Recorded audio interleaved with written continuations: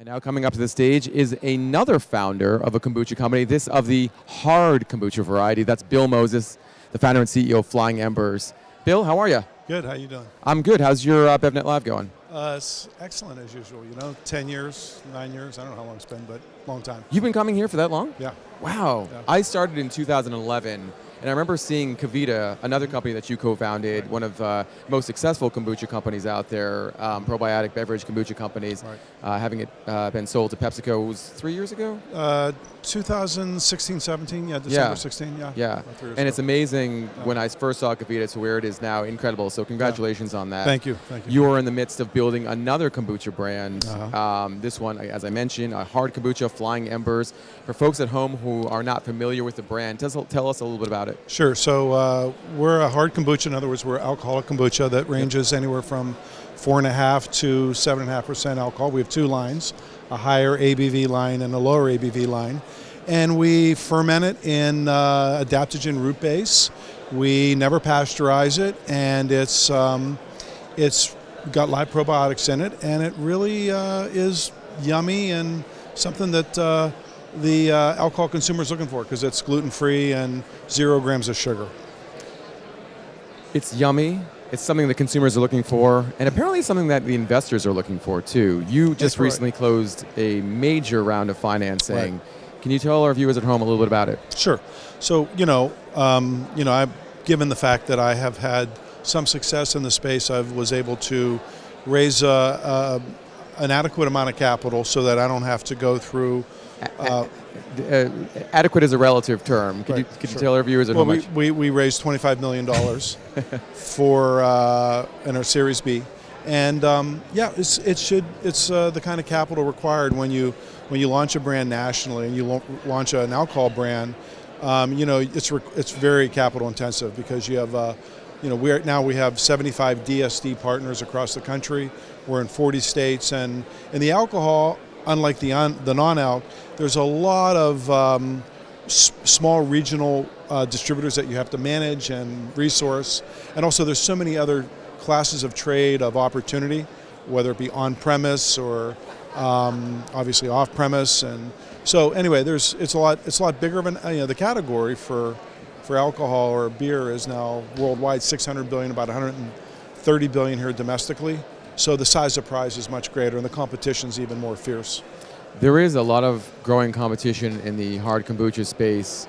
Right. Notably, we saw Samuel Adams, our Boston Beer Company, the maker of Samuel Adams, recently got into this space. I mean, is that where most of the competition is coming from? Are you more concerned about the competition coming from these large strategics or from these up-and-comers, like you were an up-and-comer back in the day? Or it wasn't even back in the day. I mean, you started Flying Embers, what, about 18 months ago, 24 months ago? About 2 years ago, yeah. No, I mean, I think, listen, brands that innovate really are the ones that lead. And when the larger established brands come in with their offering, they struggle. I know that Boston Beer came out with Tora. Here locally, they've been struggling to no fault of their own. It's just, I think there's something about independent, holistic brands that come from the purity of the culture, where it is essentially a better for you hard kombucha, where it's not so much an add-on.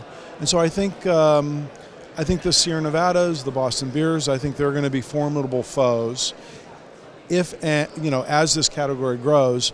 Although I think the Boochcrafts, the June Shines, the Kombuchas, those that have really dedicated their culture, their innovation, and all their resources at this very targeted better for you space are the ones that I think ultimately have a competitive advantage, notwithstanding the capital resources that may constrain them.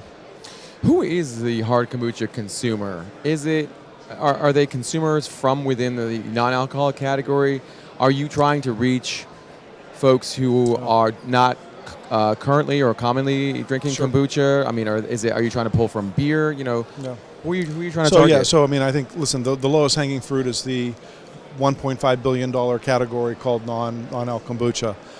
We did numerator data. We spent a fair amount of capital looking and researching, and what we're finding is that 23% of all craft consumers would like to buy and drink hard kombucha. Craft beer consumers? Craft beer. When you look at FMB, when you look at the White Claw or Truly consumer, you're looking at about 20%. And when you look at the light lager, interesting enough, the light lager, the Michelob Ultra that we tested, 28%. So we're seeing that it's, obviously by the way, it's 75% for the non-alc kombucha. Sure. So, I mean, look, I think what we're waiting to see what happens is as the category grows, will it reach some sort of escape velocity whereby these non-traditional non-alc kombucha, these drinkers, beer drinkers that don't drink kombucha would reach over into the category? That's the billion-dollar question on this category right now. Literally. Yeah, literally, right. Yeah. It's interesting because when I think about drinking a hard alcohol, when I think about drinking an alcoholic beverage, I don't often think about a better-for-you option. I'm not necessarily thinking about trading up to something that's healthier for me, because inherently alcohol is just not, that's the reason you can't call it healthy. How do you market this product? Sure. It's really interesting. I've had an opportunity to talk to some of the thought leaders in the hard seltzer space, and I some of the CMOs there, and they made it. It's right now. It's about what's not in the alcohol offering, right? You look at the hard seltzers. It's about not having gluten, not having a lot of calories, not having a lot of sugar, and the same thing with Michelob Ultra, and then the Gold, of course. So I think what we really don't know is will the consumer really go for something that is incrementally about what's in it, not about what's not in it. I think the proposition is there.